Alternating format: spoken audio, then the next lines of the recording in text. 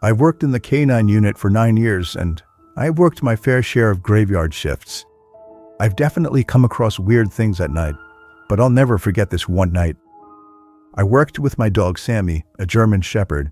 She was 2 years old at the time and was still kind of new to the job, just like me. I was driving down a road surrounded by crops when I spotted a suspicious-looking white van parked inside the crops. Both doors were open. I flashed my lights to try and draw out whoever was there. Nobody came out, so I parked and scanned the place out quickly. Nobody was in sight, so I took Sammy with me to track down the driver of the van. Sammy started going crazy when we reached the trunk of the van. She was pulling so hard she almost broke off the leash. I opened the trunk to the van, and a blast of foul air hit me in the face. I almost passed out from the mix of the horrible smell and the pure shock of what I saw in the trunk. I counted 7 full body bags, each with a pair of feet sticking out at the bottom. I requested immediate backup with my radio. I heard the sound of a twig snapping nearby, and Sammy just lost it. I lost grip of the leash, and she took off into the crops. I pulled out my gun and followed the sounds of her barking. As each and every crop hit me in the face, I felt as if something would reach out and grab me. I stopped when I could no longer hear Sammy's barking. But as I stopped, the sounds of movement did not.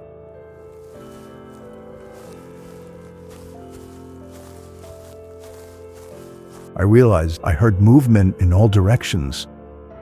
I had never experienced such fear in my life. I stood still as the movement around me stopped. And then, out of nowhere, I felt 2 arms wrap around my throat. I couldn't breathe. I couldn't fight. I was going to die. And then, I heard the sound of Sammy's bark, followed by the scream of the man choking me as Sammy bit down on his leg. The next thing I did is something that I still question if it was appropriate doing to this day. I turned around and pulled the trigger, killing the man. I grabbed Sammy by the leash and ran all the way back to the car. I could tell people were following us from behind. I managed to make it to the car safely and drive a 1/4 mile down the road. I didn't stop to see which way they went. I didn't hold my ground. I fled like a coward. I cared much more about our lives than I did this job, and I'll still say that today. But it still pains me knowing how much of the coward I was. Backup arrived shortly, but the van was gone. I even failed to get the plate number on dashcam video, or even just writing it down. This was within my first few months on the force, but it made me feel like absolute shit for months to come. I, someone who was sworn to protect, let a van full of killers get away. Me and my wife have had our fair share of arguments, but there was this one night that she wouldn't stop bitching over the stupidest shit. It got to the point where I forgot to put the toilet seat down, and she lectured me at the top of her lungs with an ear-piercing voice that I just couldn't take it anymore. I called my buddy Paul up, and he told me I could crash there for the night. I was exhausted, and I didn't need to deal with my crazy wife at the time. Paul had a huge house, which was another thing my wife always yelled at me about, how all my friends have nicer houses than us. We had a few beers and had a bro chat. He suggested I stay there for as long as I needed, but I assured him I'd only stay for one night. I didn't want to be a bother. I slept in one of his guest bedrooms. Surprisingly, he has 3 guest bedrooms, but has only needed to use one of them so far. He never uses the other 2 bedrooms and only plans on using them for a party or something like that. All 3 guest bedrooms in the house are lined up next to each other, while Paul's bedroom is across the hall. It's a weird setup for sure, but it let me hear strange noises coming from the next room over. I assumed it was Paul doing something in there, but it quickly got annoying, so I decided to just walk over and see what was going on. I tried the doorknob, but it was locked. I cracked the door open to Paul's room and asked him what the noise was. He was already in bed as well. He didn't hear anything. Upon asking why he kept the door locked, he told me he always keeps those 2 doors locked as he keeps some personal belongings in there. I warned him that there was a strange noise coming from the room, and he told me to just go back to sleep, and if I continued to hear it, come back to him. So I did. I went back to bed, and the noises were completely gone now. A half hour passed. I was starting to drift off to sleep at last, when I heard the slightest tap on the wall. It came from the other side, the next room over. It was followed by a faint voice. I jolted up from the bed and ran back to Paul's room. This time, he took me seriously. He got the key to the 2 doors and unlocked the one next to mine. We stepped inside and felt a breeze hit us on the way in. The window was completely open, along with the closet. We dug through the entire room. The bed had marks on it as if someone were on it.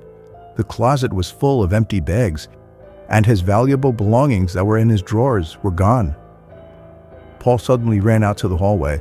I was confused at first, but I caught on quickly as he was checking the other room.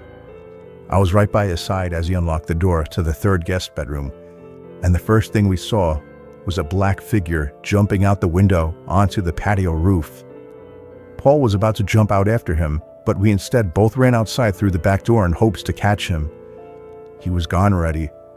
It's a good thing we didn't catch him though, because what we found in this room was far more disturbing. The white sheets on the bed were stained with blood.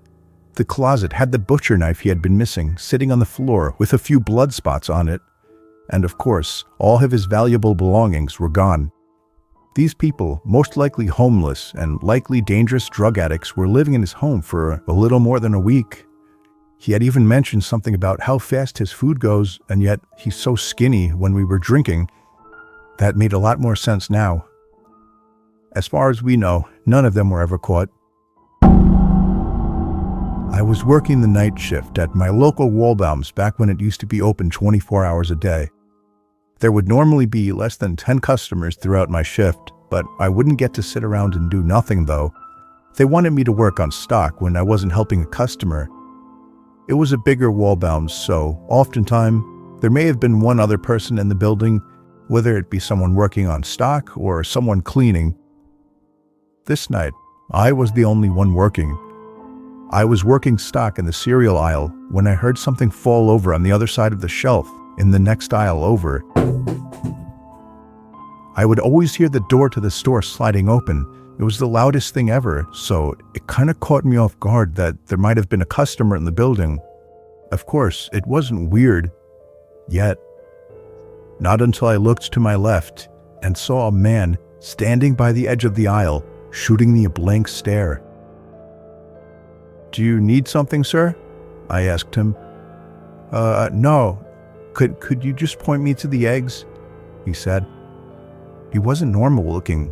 His face looked weird. Not exactly ugly, just unusual. Like his upper lip kind of came out too far, almost like a Simpsons character. I was a bit uncomfortable that I had to deal with ringing him up. I hurried to finish the cereal aisle, and when I was done, I began to bring the U-boat cart to the back room. I was stopped halfway when the same guy cut me off through the middle section of the aisle. I want to note this guy was probably in his mid-30s, and at the time, I was only 22, though I looked much younger. The guy stopped me and started trying to make awkward small talk. He started by asking me my name, how old I was, if and where I went to school, and why I was doing the night shift. His questions started to get weirder when he asked me if I went to parties a lot and if I had a girlfriend. I told him I didn't, and then he asked me if I've ever had a boyfriend while putting his hand on my shoulder. I immediately started walking away with the cart, but he followed me. I told him I wasn't into whatever he was thinking about. I went faster and faster until I finally made it to the back storage room. He didn't follow me in. I wasn't supposed to stay back there for extended periods of time to avoid customer theft. I decided it would be best to just wait for him by the register so that he would ring his stuff up and leave. But I waited there for at least 20 minutes. He never came. I decided he was gone, and whether he stole the eggs and something else, there wasn't anything I could do now. I had to go to the bathroom, so I took a quick jog to the back of the store and into the employee bathroom. Moments after sitting on the toilet, my heart dropped into my stomach as I heard the bathroom door open. I choked the urge to say something like, "You can't be in here," but I didn't want to give away my position. I lifted my leg so that I wouldn't be visible from under the stall, and what happened next was simply horrifying. I sat there for the longest time, looking at the floor, not moving a muscle. When I finally looked up, I could see an eye peering through the crack of the stall door. I screamed. I knew I was trapped. I knew I had one shot at making a move. I grabbed the box cutter in my pocket and began sliding it through the crack of the door, forcing him to move his eye away. I took that chance to slam the stall door open in his face and hightail it out of the bathroom and all the way out of the store. I called my boss at least 5 times before he finally picked up and explained everything. He told me to call the cops, and so I did. Of course, the man wasn't in the store anymore by the time the cops showed up. I only did the night shift twice after that, and luckily didn't see the man again. I remember it like it was yesterday. It was my first sleepover, an important part of my childhood. It was my good friend. His name was Jordan. We were 10 years old. He had a huge basement where we could play video games until 1 in the morning and then sleep on the couches. Skipping the teeth brushing like 2 little rebels, we went straight to trying to get some sleep on the couches. I fell asleep with ease. I woke up at some unknown time. I realized the TV was still on, with a blank screen. It was giving off a very dim light, but it was enough to notice something in the far corner of the basement, by the stairs. It was some tall object. I didn't know what it was, and I can't really describe how it looked. All I know is it almost reached the ceiling. The sound of the TV turning off and the small amount of light vanishing was almost enough to make me start screaming. I shut my eyes and just laid there, motionless. I don't even remember falling back asleep. All I remember is waking up to a sudden and horrid screaming coming from upstairs. It was Jordan's mom. He woke up as well, and we looked at each other before sprinting upstairs to his parents' room. His mom was sitting there crying as his dad was turning the room upside down looking for what she saw. He barged out past us looking for anybody in the house, but there was nobody in the house. No signs of entry or exit. I'm still friends with Jordan today, and the last time I've brought this up, he said his mom doesn't like to talk about it, but she did once admit she saw a tall, dark figure standing by their bedroom door. I'm undoubtedly sure that's what I saw in the basement that night.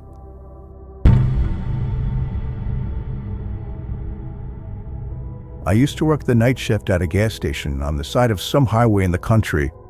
From the hours of 12 a.m. to 6 a.m., the road was pretty dead. I would have maybe 1 or 2 people come in to pick cash in a whole night. It was a very boring and depressing job, especially doing the graveyard shift, but I had just finished college and I needed to pay off my loans. The only reason I kept this job was because my boss threw me an extra $5 an hour for doing the night shift. On this one cold December night, I was doing my usual thing, reading the newspaper, playing games on my phone and whatnot, when I noticed the headlights of a car pulling off the highway into the parking lot. It was a red pickup truck. Somebody stepped out and shut the door. I went back to reading the paper as I saw that he was standing by the gas pump. I assumed he wasn't paying cash.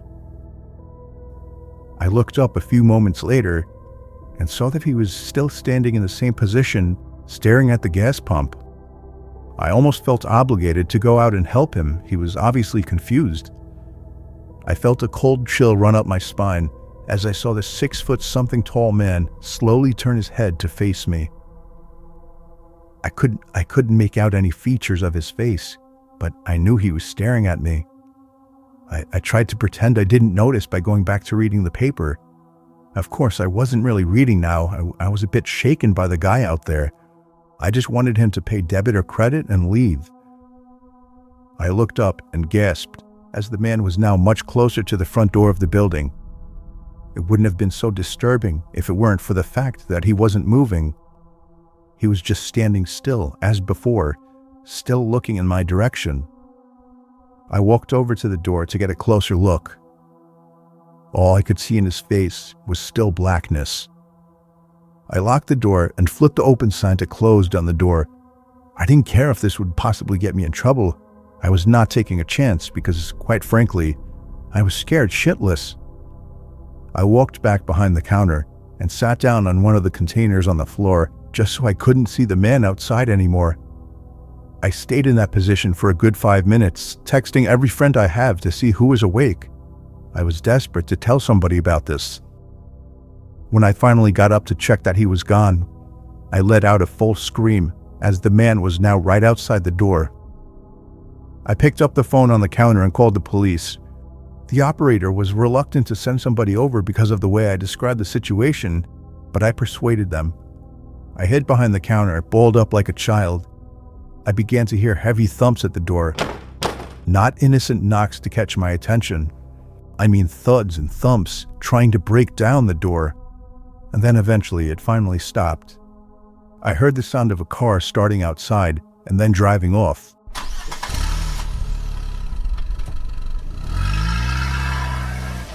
I looked outside and he was gone. A patrol cop along with a state trooper pulled into the parking lot. I reported the red pickup truck and told them which direction I thought he went in. I couldn't describe his face as all I saw was blackness. Of course, there wasn't much the police could do as the man didn't really do anything. I left that job a few months later to a job in the city. This happened when I was 15 years old.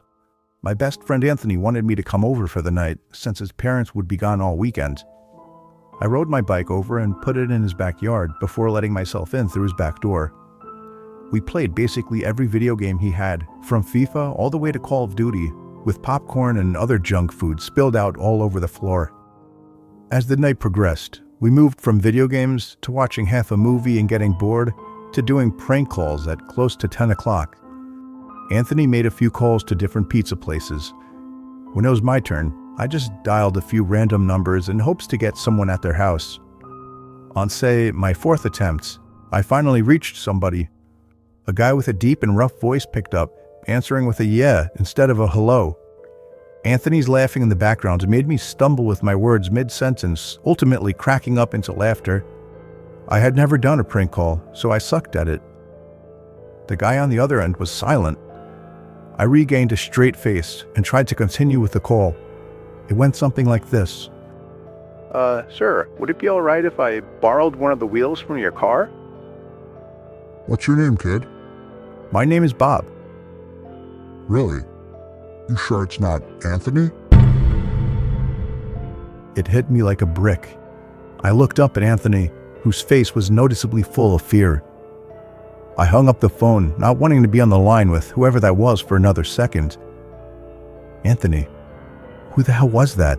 I asked him. I don't know, he told me.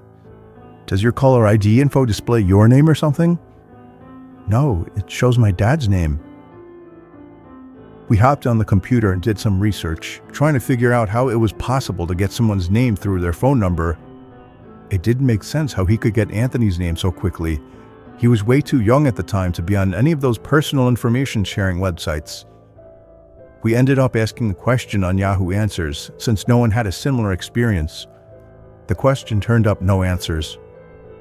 I suggested he call his dad, but he said he wasn't supposed to have anybody over for the weekend, so he didn't want to call.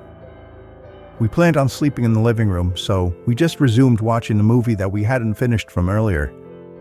Right after the phone call had left my mind, me and Anthony looked at each other when we heard his front storm door opening. And then the doorknob to the front door began to turn. It only was able to turn about halfway before the lock restricted it. Anthony turned off the TV, and I went over to the window to see who it was. I spread the blinds open. There was a tall guy standing outside. He noticed the blinds moving and turned to look at me. I practically threw the blinds back into place. Me and Anthony hid in the kitchen, listening for any more noises. We heard the sound of the gate to the backyard opening, as it was right outside the kitchen window. "God damn it," I said. "I forgot to shut the back door." Anthony urged me to run and shut it. I made it to the hallway leading to his back door and froze. There was a silhouette standing outside the back door. I don't think he noticed me, but he was surely looking into the house. He opened the door and stepped inside. I tiptoed to the kitchen and motioned for Anthony to follow me upstairs. We made it to his room as quietly as possible, pulling the door shut to avoid making any noise. We crawled under his bed. He had cloth covering the bottom of his bed, so you couldn't see anything under it unless you actually moved the cloth. The doors downstairs all opened, each one getting closer to the stairs. Thumps finally began up the stairs, and he was right outside the door now. The door to the room opened. I could hear Anthony's breathing. It was too loud.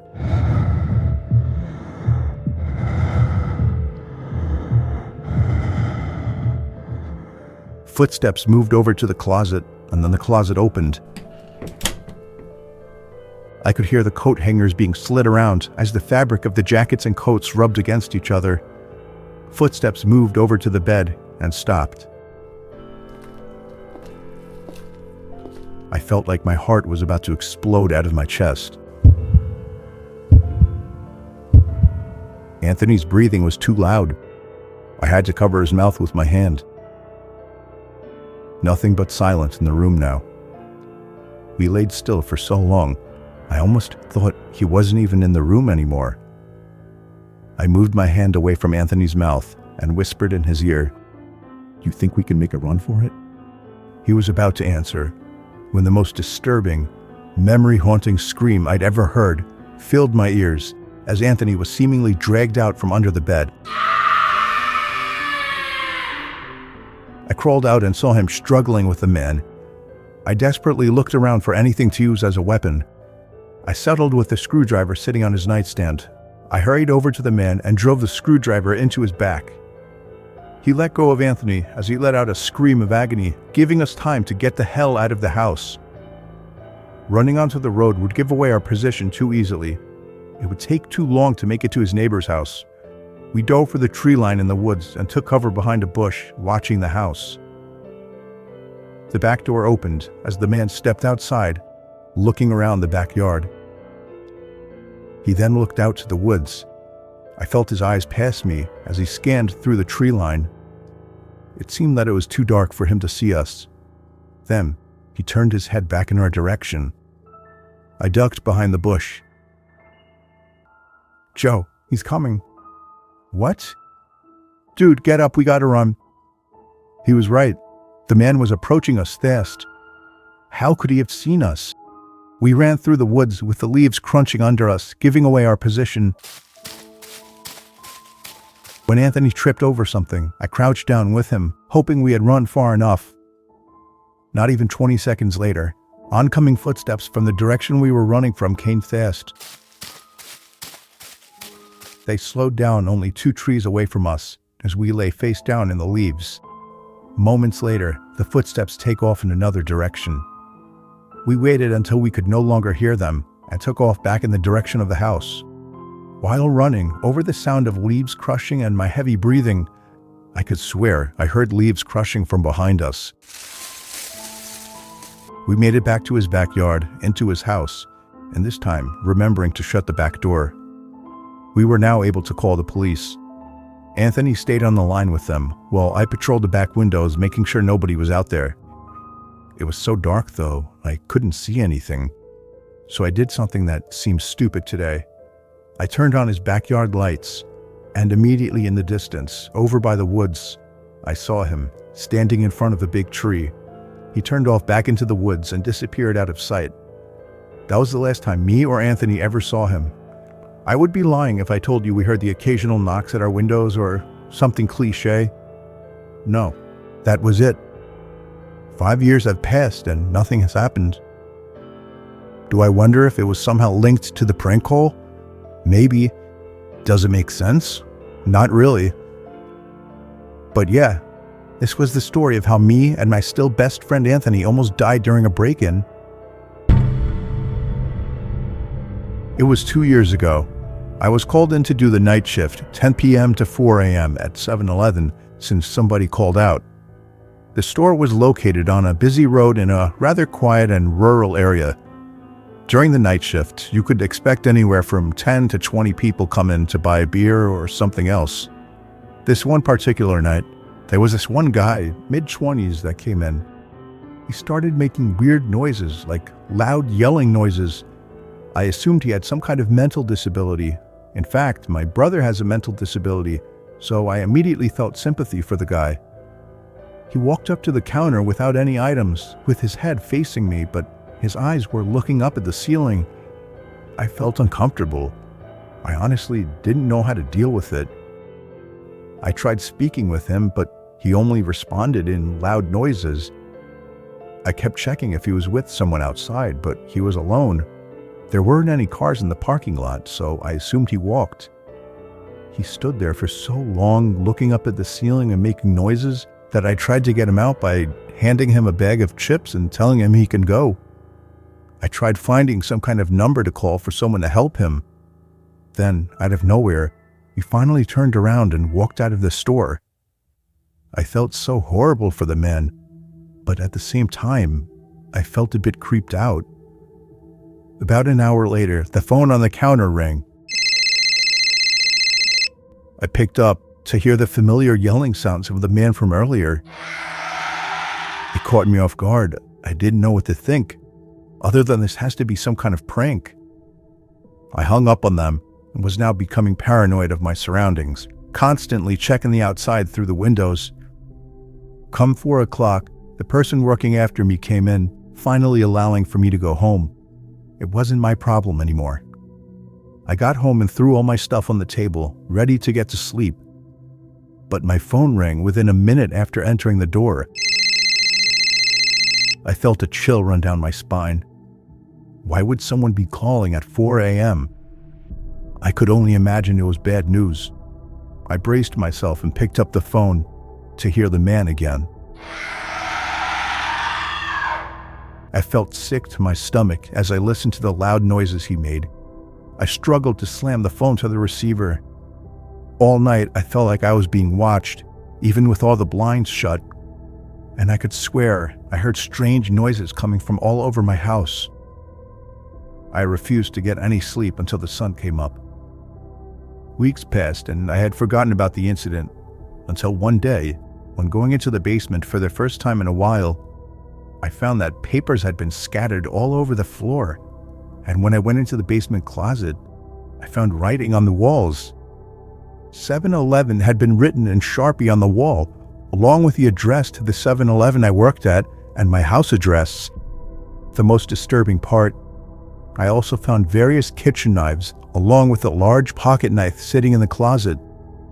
What started out as seemingly just an innocent person turning into something of a prank ultimately turned into something much more horrifying. He had been living down there for God knows how long, and I'm just grateful that, for whatever reason, he changed his mind and left, because I haven't seen or heard from him since. All I can say is that man is dangerously ill.